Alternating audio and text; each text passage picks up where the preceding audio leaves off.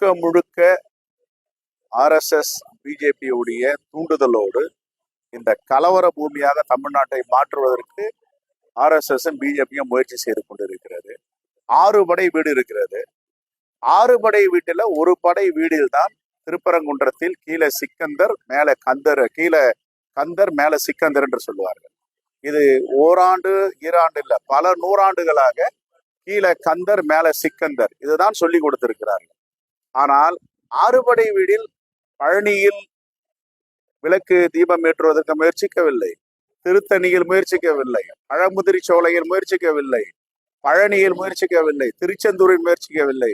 ஏன் திருப்பரங்குன்றத்தில் மட்டும் இந்த ஆர்எஸ்எஸ் பிஜேபியும் இந்து முன்னணியும் முயற்சிக்கிறார்கள் என்றால் கலவரத்தை உருவாக்க வேண்டும், கலவர பூமியாக தமிழ்நாட்டை மாற்ற வேண்டும் என்று இவர்கள் நினைக்கிறார்கள். அதை ஒருபோதும் தமிழ்நாடு அரசும் முதலமைச்சரும் இடம் கொடுக்க மாட்டார்கள்.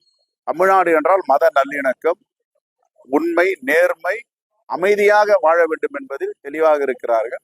ஆகவே உயர் நீதிமன்றம் இந்த தீர்ப்பை அளித்தது மிகவும் வருத்தம் அளிக்கிறது.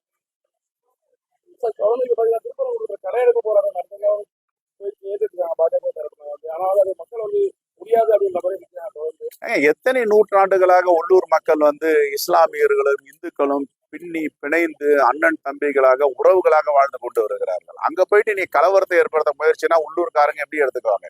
நேற்றுக்கு தீபம் ஏத்த போனது யாரு? உள்ளூர்காரர் ஒருத்தர் சொல்லுங்க பார்ப்போம். எல்லாம் வெளி மாநிலங்கள்ல இருந்து இம்போர்ட் பண்றாங்க, வெளி மாவட்டத்துல இருந்து இம்போர்ட் பண்றாங்க. இதெல்லாம் எவ்வளவு வன்மையா கண்டிக்கத்தக்கது. இதுக்கு பேர் மனித நேயமா?